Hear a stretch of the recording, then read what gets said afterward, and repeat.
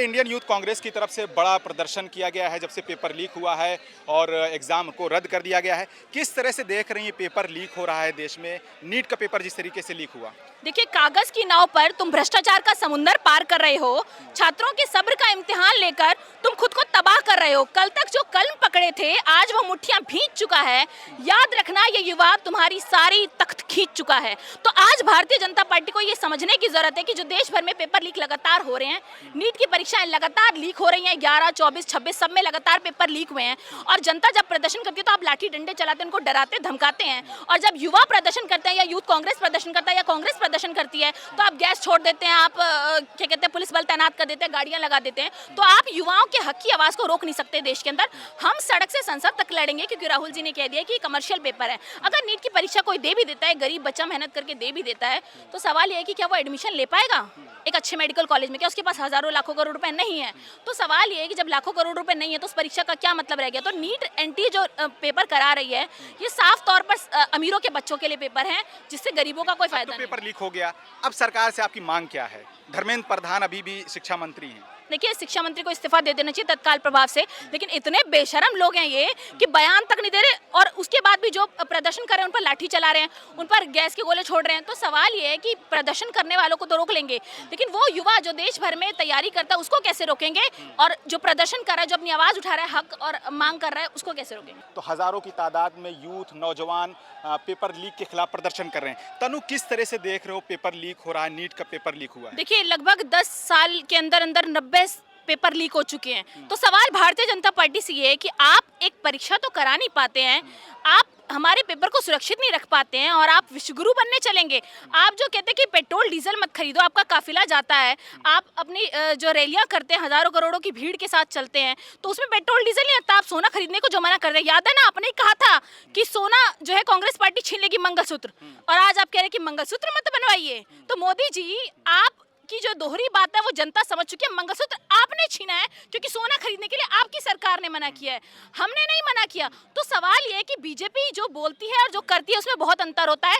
तो जो ये करने वाले थे उसे कांग्रेस पर थोप करके बयान दे देते हैं। ये भाजपा सरकार की पेपर लीक फैक्ट्री, देखिए, भाजपा सरकार की पेपर लीक फैक्ट्री है जिसमें 90 से ज्यादा परीक्षाएं लीक हो जाती हैं। तो अब सबसे बड़ा सवाल ये है कि आपकी जो पेपर लीक की फैक्ट्री है, उस फैक्ट्री से जो पेपर लीक कर रहे हैं उस पर रोक लगाइए, नहीं तो सड़क से संसद तक प्रदर्शन करेंगे।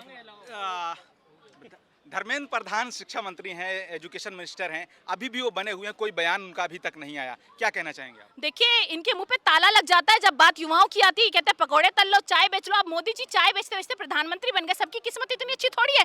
कभी बंगाल में बैठे रहते हैं, कभी बचपन में यूपी घूमने निकल जाते हैं, कभी बंगाल से रिश्ता हो जाता है मोदी जी का। तो मोदी जी के रिश्ते हर राज्य में, हर चुनावों में जा जाके बदलते रहते हैं, लेकिन देश की जनता हर चुनावों में नहीं बदलेगी। बीजेपी को उखाड़ फेंकने का काम हम करेंगे। क्या आप मांग करेंगे कि शिक्षा मंत्री इस्तीफा दें और पीएम मोदी देश के नौजवान, यूथ और स्टूडेंट से माफी मांगे? देखिए, मैं बिल्कुल मांग करती हूँ कि इस्तीफा दे दीजिए, पीएम मोदी जी भी इस्तीफा दे दीजिए, धर्मेंद्र प्रधान इस्तीफा दे दीजिए, नेशनल टेस्टिंग एजेंसी को हटाइए, क्योंकि लगातार बार बार पेपर लीक हो रहे हैं। चलिए, बहुत शुक्रिया बात करने के लिए। 22 लाख स्टूडेंट का भविष्य खतरे में है, क्या देखते हो, क्या कहना चाहोगे? देखिए, भविष्य खराब हो रहा है, लगातार भविष्य जो है दांव पे लगे हुए हैं। और आप खुद देखें कि ये जो भविष्य दांव पे लगे हुए हैं ना, इसके जिम्मेदार आप किसको ठहराते हैं? क्या सरकार को ठहराते हैं कि सरकार जिम्मेदार है? इसका जिम्मेदार हम खुद है, क्योंकि हम लोग जो है रील में बिजी है और हमारी जो है मतलब सिर्फ और सिर्फ हिंदू मुसलमान के मुद्दे पे है, हमारी मतलब जो है हिंदुस्तान और पाकिस्तान के मुद्दे पे है, और हमारी जो मतलब है सिर्फ और सिर्फ जो है मंदिर के नीचे मस्जिद के नीचे मंदिर ढूंढने में है। तो हमारी जिम्मेदारी सिर्फ और सिर्फ पेपर लीक का नहीं है। क्या पेपर लीक के नाम पे कभी वोट पड़ा है? क्या जो है हॉस्पिटल के नाम पे वोट पड़ा है? क्या आपको लगता है कि ये जो है वोट हमने शिक्षा के नाम पे दिया है? 1 लाख के लगभग स्कूल बंद हो रहा है, क्या उसके नाम पे वोट दिया है? नहीं दिया। तो फिर क्या पेपर लीक हुआ तो हुआ किस लिए आवाज उठा रहे? क्यों लेंगे जिम्मेदारी सरकार? कौन जिम्मेदारी ले रहा है? जब बलात्कारी के साथ घूमते हैं, जब बलात्कारी जो कोर्ट ने बोल देते कि बलात्कारी और उस व्यक्ति को वीवीआईपी ट्रीटमेंट मिलते हैं, और उसके जिम्मेदार कौन है? हमें लोग जो है। तो आप बताइए, लगातार जो है इस चीजों को आप समझिए कि ये जो हो रहा है इसका जिम्मेदार ज्यादा से ज्यादा जो है ये जनता है। 22 लाख छात्रों में गर्ल्स भी हैं, लड़कियां भी, उनका एक साल बर्बाद हुआ, लड़कों की बर्बाद हुआ, लेकिन लड़कियों का ज्यादा महत्व होता है। हम लड़कियां हैं तो हमें पता है कि लड़कियों की क्या होता है। पता नहीं कितना लड़कियां ये बोल के पेपर की तैयारी कर रहे होंगे कि पापा या मम्मी 1 साल रुक जाओ, मैं पेपर दे लेती हूँ, उसके बाद मेरी शादी कर देना। क्योंकि सबसे बड़ी बात है कि लड़कियों को सब बोझ समझते हैं। ये सोचते हैं कि मायके में है तो बोझ है, ससुराल में चले जाएंगे, ससुराल वालों को लगता है कि बहू नहीं है, ये तो पता नहीं क्या आगे है, तो उसको पढ़ाई की तैयारी नहीं करेंगे, तो बच्चियों का जीवन खराब कर रहा है। लेकिन उस बच्चियों का जीवन का ये सरकार जब से आए है ना, ये सबसे ज्यादा नुकसान जो है लड़कियों के हुआ है। पेपर लीक के बाद इंडियन यूथ कांग्रेस की तरफ से बड़ा प्रदर्शन किया गया, धरना दिया गया। आपको बता दें कि अगर बैरिकेडिंग तोड़कर धर्मेंद्र प्रधान के घर का घेराव करने की कोशिश की गई, लेकिन बैरिकेडिंग लगाकर पुलिस ने इनको रोका है, फोर्स तैनात कर दी गई बैरिकेडिंग लगाकर।